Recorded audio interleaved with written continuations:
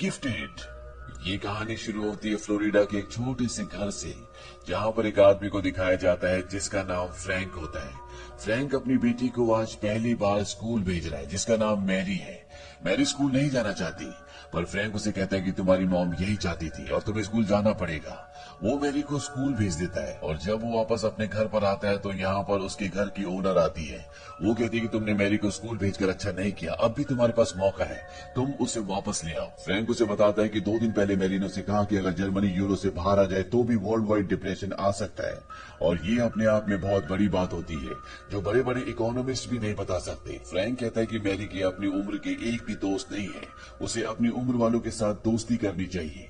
यहाँ पर जो उसकी ओनर होती है वो कहती है कि अगर मैरी को किसी ने हमसे छीना तो मैं तुम्हें नहीं छोड़ूंगी, और वो वहाँ से चली जाती है। वहीं स्कूल में दिखाया जाता है कि मैरी का आज पहला दिन है और क्लास में उसकी टीचर सब बच्चों से पूछती है 2 और 2 कितना होता है। एक बच्चा जवाब देता है 4। मैरी इन सब सवालों से परेशान और बोर हो रही होती है।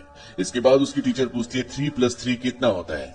मैरी पूछती है कैसा स्कूल है, सबको पता है इसका आंसर 6 है। उसकी टीचर कहती है कि यहाँ का एक रूल है, जब किसी बच्चे का नाम लिया जाए तभी वो जवाब देगा। और इसके बाद मैरी की टीचर उसे खड़ा करके पूछती है चलो तुम बताओ 9 + 8 कितना होता है। मैरी तुरंत जवाब देती है 17। उसकी टीचर कहती है हाँ सही है, अब ये बताओ 15 + 17 कितना होता है। मैरी कहती है 32।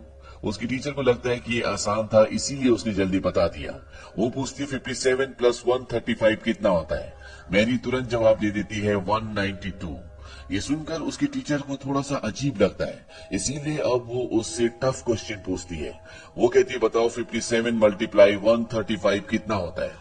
मैरी थोड़ी देर सोचती है और जवाब देती है 7695। और ये जवाब सुनकर उसकी टीचर कैलकुलेटर निकालकर जब कैलकुलेट करती है तो मैरी का आंसर बिल्कुल ठीक होता है। मैरी यहाँ पर इसका स्क्वायर रूट भी बता देती है। वो कहती है 87.7, जो कि सही आंसर होता है। मैरी की टीचर हैरान होती है कि मैरी ने किया तो किया कैसे। कुछ देर बाद मैरी की प्रिंसिपल सब बच्चों से मिलने के लिए आती है। मैरी अपनी प्रिंसिपल से बोलती है क्या कोई फ्रैंक को यहाँ पर बुला सकता है, क्योंकि मैं इस नर्क में एक पल भी नहीं रहना चाहती। कुछ देर बाद फ्रैंक जब मैरी को स्कूल से ले जा रहा होता है तो वहाँ पर उसकी टीचर मिस स्टीवनसन और एक और टीचर खड़ी होती है। दूसरी टीचर मिस स्टीवनसन को बताती है कि मैरी के डैड हर फ्राइडे को बार में आते हैं, मैंने उन्हें कई बार वहाँ पर देखा है, लेकिन ये उदास रहते हैं। मैरी की टीचर मिस स्टीवनसन भागते हुए उनके पीछे जाती है। वो फ्रैंक को रोककर बताती है कि आपकी बेटी गिफ्टेड है। आज उसने मैथ्स के ऐसे सवालों के जवाब दिए जो एक 7 साल के बच्चे के लिए बहुत मुश्किल है। फ्रैंक कहता है ऐसा कुछ भी नहीं है, ये सिर्फ एक ट्रिक है जिसे ट्रैक्टनबर्ग मेथड कहा जाता है। वो 7 सालों तक नाजी कंसंट्रेशन कैंप में थे और वहाँ पर उन्होंने इस तरीके को इजाद किया था। ये कहकर फ्रैंक मैरी को लेकर वहाँ से निकल जाता है। वो उसे बीच पर लेकर जाता है। फ्रैंक मैरी से नाराज होता है क्योंकि उसने अपनी प्रिंसिपल से बदतमीजी की। मैरी कहती है मैं आगे से ऐसा नहीं करूंगी।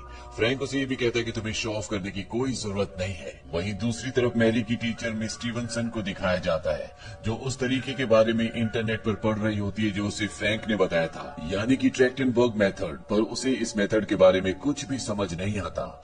अब अगले दिन यहाँ सब बच्चों का टेस्ट होता है और जब मैरी को उसका टेस्ट पेपर दिया जाता है तो वो उसे चंद ही मिनटों में सॉल्व कर देती है।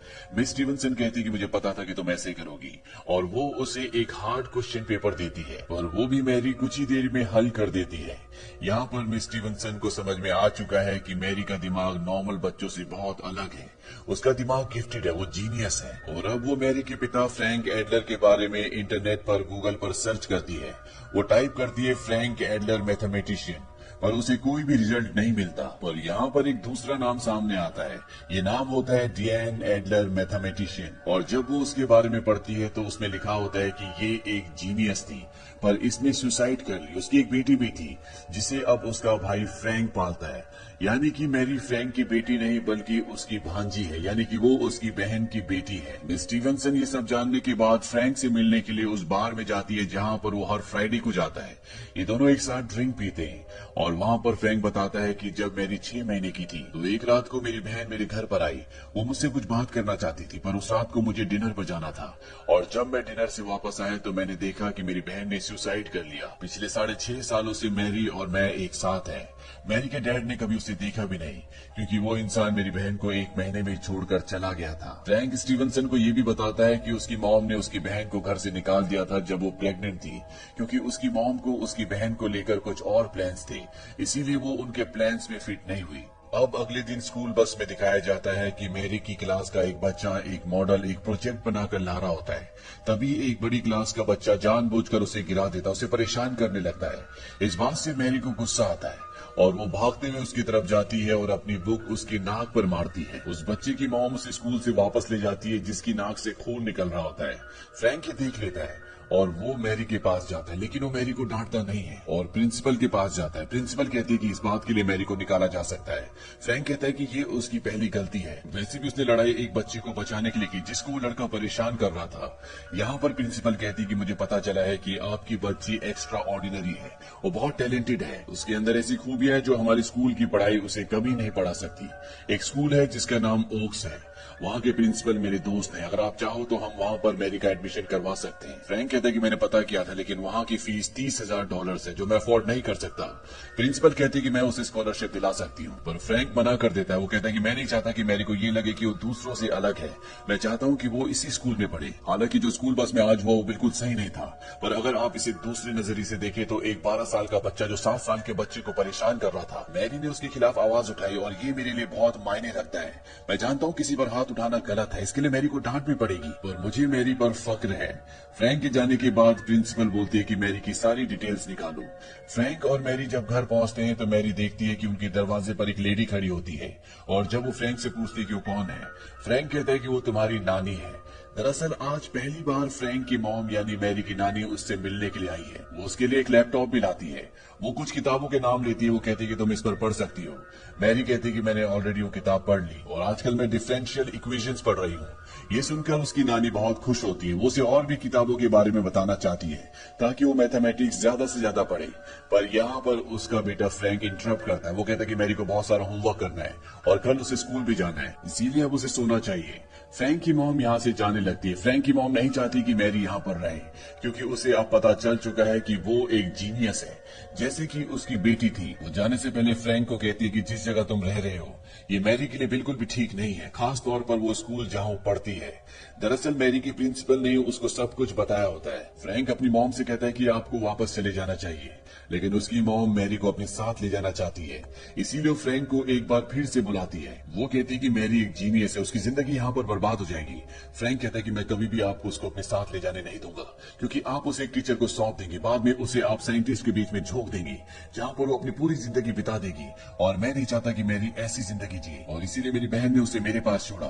फ्रैंक की मॉम कहती है कि ये उसकी सबसे बड़ी गलती थी, उसे कभी भी सही गलत की पहचान नहीं थी। अगर उसे पहचान होती तो नावियर स्टोक्स की इक्वेशन को सुलझाकर वो दुनिया की एक महान गणितज्ञ बन चुकी होती, पर वो नहीं कर पाई क्योंकि वो कमजोर थी, अपने पिता की तरह, अपने भाई की तरह।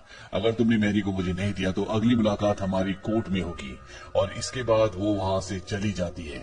यहाँ पर मैरी और उसके मामा फ्रैंक के बीच में बहुत अच्छी इक्वेशन, बहुत अच्छी बॉन्डिंग होती है। ये दोनों एक दूसरे से बहुत प्यार करते हैं और फ्रैंक को इस बात की परवाह नहीं है कि मैरी महान बने। वो सिर्फ ये चाहता है कि मैरी एक आम जिंदगी जी, खुश रहे, जो करना चाहती है अपनी मर्जी से करे, जैसा कि उसकी बहन भी करना चाहती थी, पर वो कभी नहीं कर पाई। और फ्रैंक की और उसकी मॉम की मुलाकात कोर्ट में होती है। जज कहता है कि अच्छा तो ये होगा कि आप दोनों आपस में समझौता कर ले। यहाँ पर मैरी की नानी को उससे मिलने की परमिशन मिल जाती है। कुछ दिनों के बाद फ्रैंक को एक लेटर मिलता है जो कि कोर्ट की तरफ से होता है। उसमें लिखा होता है कि मैरी की नानी मैरी को अपने साथ 2 दिनों के लिए ले जाना चाहती है और उसे अब मैरी को भेजना होगा। मैरी अपनी नानी के साथ उसके घर बॉस्टन जाती है। वहां पर मैरी को बहुत अच्छा लगता है और अगले दिन मैरी की नानी उसे यूनिवर्सिटी ले जाती है।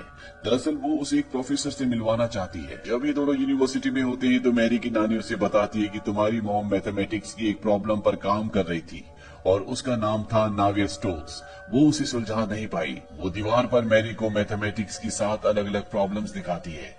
वो कहती है कि इन 7 में से आज तक एक ही को सुलझाया गया है, जहाँ पर एक मैथमेटिशियन की फोटो लगी होती है। वो मैरी को बताती है कि अगर तुम्हारी मॉम ने मैथमेटिक्स की उस प्रॉब्लम को जिस पर वो काम कर रही थी उसे सुलझा लिया होता तो आज उसकी फोटो यहाँ पर होती। मैरी कहती है कि हो सकता है कि कभी मेरी फोटो यहाँ पर लगे। इसके बाद मैरी की नानी उसे एक हॉल में ले जाती है जहाँ पर ब्लैक बोर्ड पर मैथमेटिक्स की एक प्रॉब्लम लिखी होती है। यहाँ पर एक प्रोफेसर भी होता है और मैरी को कहा जाता है कि इसे सॉल्व करो। मैरी बहुत देर तक उस प्रॉब्लम को देखती रहती है, लेकिन वो कोई भी जवाब नहीं देती। प्रोफेसर मैरी के पास जाता और उससे पूछता है कि तुम इस छोटी सी प्रॉब्लम का हल ढूंढ रही हो।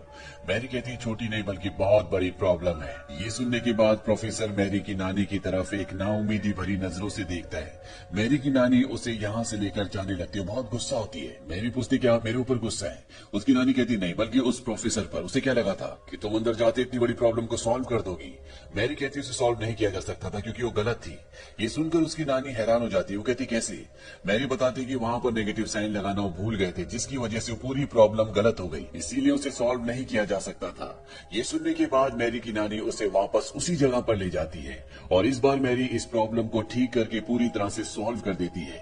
प्रोफेसर मैरी से पूछता है जब तुम्हें पता था कि ये प्रॉब्लम गलत है तुमने बताया क्यों नहीं? मैरी कहती कि मामा ने मना किया है कि बड़ों की गलती नहीं बताते, उन्हें बुरा लगता है। यहाँ पर एक बात साबित हो जाती है कि मैरी किसी जीनियस से कम नहीं है। जिस तरह से उसकी मॉम एक महान मैथमेटिशियन थी, शायद मैरी अपनी मॉम से भी आगे है। अब मैरी के लिए कोर्ट में कई सुनवाइयां चलती हैं और इन सुनवाइयों में मैरी की नानी से पता चलता है कि मैरी की मॉम जो डियान थी वो कभी किसी स्पोर्ट्स का हिस्सा नहीं थी, ना ही वो कभी कोई गेम देखने के लिए गई, ना ही पिकनिक पर और ना ही उसके कोई दोस्त थे। उसकी जिंदगी में सिर्फ एक ही चीज थी और वो थी मैथमेटिक्स। डियान की मॉम का ये मानना था कि वो सबसे अलग है, वो बिलियंस में से एक है और जो वो कर सकती है कोई नहीं कर सकता। यहाँ पर फ्रैंक का वकील उनसे सवाल पूछता है अगर आपकी बेटी अपनी जिंदगी में सिर्फ और सिर्फ मैथमेटिक्स करना चाहती थी तो वो अपने पड़ोसी जिससे वो प्यार करती थी उसके साथ भाग क्यों गई? मैरी की नानी और डियान की मॉम यहाँ पर जवाब देती है उस वक्त मेरी बेटी 17 साल की थी, उसे सही और गलत का कुछ पता नहीं था, इसीलिए उसने ऐसा कदम उठाया। जब मैंने उन दोनों को अलग किया तो 1 साल बाद मेरी बेटी ने मुझे थैंक यू कहा था। अगर उसने अपनी रिसर्च को, अपने मैथमेटिक्स के अधूरे काम को पूरा कर लिया होता और वो जिंदा होती तो वो तुम्हें इस बात का जवाब देती। यहाँ पर फ्रैंक के ऊपर भी कई इल्जाम लगाए जाते हैं कि वो मैरी की परवरिश करने के लिए एक सही इंसान नहीं है, वो उसे अच्छे स्कूल नहीं भेज सकता, साथ ही साथ उसने किसी से लड़ाई भी की थी और यहाँ पर मैरी ने जिस बच्चे को मारा था, जिसकी नाक से खून निकल गया था, उस इशू को भी यहाँ पर उठाया जाता है। हालांकि फ्रैंक पहले एक टीचर था, वो असिस्टेंट प्रोफेसर था, पर अब उसने वो काम छोड़ दिया, वो बोर्ड्स ठीक करता है, इसीलिए उसके काम को लेकर भी यहाँ पर कई सवाल उठाए जाते हैं। वो कहते हैं कि तुम मैरी को अच्छी एजुकेशन नहीं दे सकते, तुम्हारे पास हेल्थ इंश्योरेंस भी नहीं है, साथ ही साथ मैरी को जो ऑक्स की स्कॉलरशिप मिल रही थी तुमने उसे भी ठुकरा दिया। फ्रैंक कहता है कि मेरी बहन हमेशा से ये चाहती थी कि उसकी बेटी को एक आम जिंदगी मिले, वो एक आम स्कूल में पढ़े, वो आम बच्चों के साथ खेले, उनसे दोस्ती करे, जो सब उसे नहीं मिला वो सब अपनी बेटी को देना चाहती थी। यहाँ पर मैरी का पिता भी आता है और वो ये सिफारिश करता है कि मैरी को उसकी नानी को दे दिया जाए, पर उसने कभी अपनी बेटी को देखा ही नहीं था, तो कोर्ट को समझ में आ जाता है कि इसे मैरी की नानी ने यहाँ पर बुलाया है, इसीलिए उसकी बात को कोई भी तवज्जो नहीं दी जाती। हालांकि ये केस पूरी तरह से फ्रैंक के फेवर में है, लेकिन एक चीज उसकी फेवर में नहीं है और वो है उसकी फाइनेंशियल कंडीशन। हो सकता है कि उसकी फाइनेंशियल कंडीशन की वजह से केस उसके पक्ष में ना जाए और मैरी को उसकी नानी को सौंप दिया जाए। वहीं मैरी की नानी को भी ये डर होता है कि बचपन से फ्रैंक ने मैरी को पाला है, इसीलिए हो सकता है कि जज उसकी कस्टडी उसे दे दे। और फ्रैंक के वकील का कॉल आता है, वो कहता है कि तुम्हारी मॉम के वकील का कॉल आया था, उसने कहा क्यों ना हम कोई बीच का रास्ता निकाल लें, मैरी की कस्टडी ना तुम्हारे पास रहेगी ना तुम्हारी मॉम के पास, उसे किसी ऐसी फैमिली को दे दिया जाए जो उसकी अच्छी केयर कर सके, जो उसे अच्छी एजुकेशन दिला सके। हालांकि फ्रैंक इस बात के लिए राजी नहीं होता और उसका वकील कहता है जब मैरी 12 साल की हो जाएगी तो कोर्ट में जाकर ये कह सकते हैं कि उसे किसके साथ रहना है, तब तक हम उसे फॉस्टर केयर के लिए दूसरे परिवार को दे देते हैं। मैंने एक परिवार से बात भी कर ली है, वो परिवार तुम्हारे घर से 25 मिनट की दूरी पर रहता है, वहाँ तुम्हारी मॉम भी उससे मिल सकती है और तुम जब चाहे उससे मिलने जा सकते हो। हालांकि फ्रैंक ऐसा नहीं करना चाहता, पर उसका वकील उसे बताता है कि जो जज तुम्हारे केस का फैसला करेगा मैं उसे अच्छे से जानता हूँ, उसके साथ मैंने कई केस लड़े हैं और वो फैसला तुम्हारी मॉम के पक्ष में सुनाएगा क्योंकि उनके पास पैसे हैं, वो मैरी को अच्छी जिंदगी दे सकती है। अब फ्रैंक उस परिवार से मिलने जाता है जहां पर इन्हें मैरी को भेजना है। फ्रैंक को ये परिवार अच्छा लगता है। फ्रैंक उनसे कहता है कि मैरी अपने साथ अपनी बिल्ली ला सकती है। दरअसल मैरी की एक बिल्ली होती है जिससे वो बहुत प्यार करती है। वो परिवार इस बात की मंजूरी दे देता है और अब कोर्ट की मंजूरी के साथ फ्रैंक मैरी को उस परिवार के पास छोड़ने के लिए जाता है। हालांकि मैरी वहां नहीं रहना चाहती, वो फ्रैंक से कहती कि तुमने मुझसे वादा किया था कि तुम हमेशा मुझे अपने साथ रखोगी, पर अब फ्रैंक मजबूर है। वो मैरी को समझाने की कोशिश करता है, मैरी कोई बात नहीं सुनना चाहती, वो बहुत रोती है, बहुत चिल्लाती है कि मुझे अपने साथ ले जाओ, लेकिन वो उसे अपने साथ नहीं ले जा सकता, इसीलिए उसे वहां पर छोड़कर निकल जाता है। इस बात से फ्रैंक को बहुत दुख होता है। फ्रैंक मैरी से मिलने दोबारा जाता है, पर जिसके घर पर मैरी रहती है वो कहता है कि मैरी तुमसे नहीं मिलना चाहती, तुमसे नाराज है। तुम्हें भी इस बात को समझना चाहिए, तुम्हें थोड़ा वक्त देना चाहिए। फ्रैंक वहां से वापस चला जाता है। अब एक दिन मैरी की टीचर मिस स्टीवनसन को बिल्ली को अडॉप्ट करने का एक ऐड दिखता है, और ये बिल्ली और कोई नहीं बल्कि मैरी की बिल्ली फ्रेड होती है। स्टीवनसन इस ऐड का फोटो खींचकर फ्रैंक को भेज देती है। फ्रैंक उस जगह जाता है जहां पर बिल्ली होती है। वो उनसे पूछता है कि इस बिल्ली को यहाँ पर कौन लेकर आया। वो बताते हैं कि एक लेडी यहाँ पर इस बिल्ली को छोड़ने के लिए आई थी। उसने कहा था कि उसे बिल्लियों से एलर्जी है। यहाँ पर फ्रैंक समझ जाता है कि वो लेडी और कोई नहीं बल्कि उसकी मॉम है, क्योंकि उसकी मॉम को बिल्लियों से एलर्जी है। वो अपनी मॉम की पूरी तरह की समझ जाता है, और अब वो उस घर में जाता है जहाँ पर उसने मैरी को छोड़ा था। वहाँ वो देखता है गेस्ट हाउस में उसकी मॉम, मैरी और एक मैथमेटिक्स का टीचर होता है जो चारों तरफ किताबों से घिरे हुए होते हैं। वो मैरी को कहता है चलो मेरे साथ, लेकिन मैरी अपने मामा से नाराज है। वो बाहर भाग जाती है। फ्रैंक मैरी के पीछे जाने से पहले अपनी मॉम को एक नोटबुक देता है। वो कहता है कि आपको इसे देखना चाहिए। इसके बाद वो बाहर मैरी के पास जाता है। मैरी फ्रैंक से बहुत नाराज होती है, क्योंकि फ्रैंक ने मैरी से वादा किया था कि वो उसे अपने से कभी भी दूर नहीं करेगा। इसीलिए फ्रैंक को बहुत मारती है, पर फ्रैंक उसे मना लेता है। साथ ही साथ वो उसे ये भी बताता है कि फ्रेड यानी कि तुम्हारी बिल्ली अब मेरे पास है। वो घर पर खेल रही है और तुम्हारा इंतजार कर रही है। फ्रैंक एक बार फिर से अंदर अपनी मॉम के पास जाता है, जहां उसके हाथ में वो नोटबुक होती है जो फ्रैंक ने उसे दी थी। उस नोटबुक में लिखा होता है कि उसकी बहन डियान ने अपनी रिसर्च को, अपनी थीसिस को पूरा कर लिया था, यानी कि मैथमेटिक्स की जिस प्रॉब्लम को सुलझाना चाहती थी वो उसने सुलझा ली थी। पर फ्रैंक की मॉम को इस बात पर यकीन नहीं होता। वो कहती कि अगर डियान ने किया होता तो सबको बताती, दुनिया के सामने इस बात को लाती। फ्रैंक उन्हें बताता है कि डियान ने मुझसे वादा लिया था कि इन नोट्स को मैं मरने के बाद पब्लिश करूं। उसकी मॉम कहती है कि उसे मरे हुए 6 साल हो चुके हैं। फ्रैंक कहता है कि वो अपनी मौत की बात नहीं कर रही थी। दरअसल डियान अपनी मॉम की हेलीकॉप्टर पेरेंटिंग से इतनी परेशान थी कि वो अपनी जिंदगी में अपनी मर्जी से कुछ कर ही नहीं पाई। हालांकि उसने मैथमेटिक्स की एक बहुत बड़ी प्रॉब्लम को सुलझा लिया था, पर वो अपनी जिंदगी में पूरी तरह से हार चुकी थी। इसीलिए वो अपनी मॉम से नाराज थी, और अपने भाई को इसीलिए उसने कहा था कि मॉम की मृत्यु के बाद इसे पब्लिश करना। फ्रैंक अपनी मॉम को कहता है कि मैं मैरी को अपने साथ ले जा रहा हूँ। वैसे भी अब आपके पास टाइम नहीं होगा, इस चीज को प्रूव करने में आपको कई साल लग जाएंगे। ये कहकर फ्रैंक वहाँ से चला जाता है। यहाँ पर फ्रैंक की मॉम की आंखों में आंसू, पछतावा होता है, पर अब जिंदगी बहुत आगे निकल चुकी है। मैरी अब फ्रैंक के साथ रहती है। उसकी जिंदगी नॉर्मल बच्चों की तरह, नॉर्मल बच्चों के साथ खेलती है, पार्क में जाती है, वो हर काम करती है जो नॉर्मल बच्चे करते हैं, जो उसकी मॉम डियान ने कभी नहीं किया। साथ ही साथ वो कॉलेज लेवल की एजुकेशन भी लेती है, जहाँ पर लेक्चरर मिस्टर रामानुजन के कुछ कॉन्सेप्ट्स के बारे में बता रहा होता है। मिस्टर रामानुजन भारत के एक बहुत बड़े गणितज्ञ थे, जिन्हें पूरी दुनिया जानती है। तो ये थी पूरी कहानी गिफ्टेड मूवी की। इस कहानी के जरिए हमें एक संदेश देने की कोशिश की गई है कि इंसान भले कितना भी जीनियस क्यों ना हो, अगर उसने अपनी जिंदगी नहीं जी तो उसकी जिंदगी के कोई मायने नहीं होते। जिस तरह से मैरी की मॉम ने अपनी थीसिस पूरी कर ली थी, उसने वो कर लिया था जो पूरी जिंदगी करना चाहती थी, फिर भी उसकी जिंदगी में कुछ नहीं बचा था, जिसके चलते उसने सुसाइड कर लिया। तो भले जिंदगी में आप कुछ भी करो, कुछ बनो या ना बनो, पर जिंदगी जीना बहुत जरूरी है। ये फिल्म सन 2017 में रिलीज हुई थी। IMDb पर इस फिल्म की रेटिंग है 7.6। इस फिल्म का बजट था $7 मिलियन और बॉक्स ऑफिस पर इसने कमाई की थी $43 मिलियन की। उम्मीद करते हैं कि ये कहानी आपको पसंद आई होगी।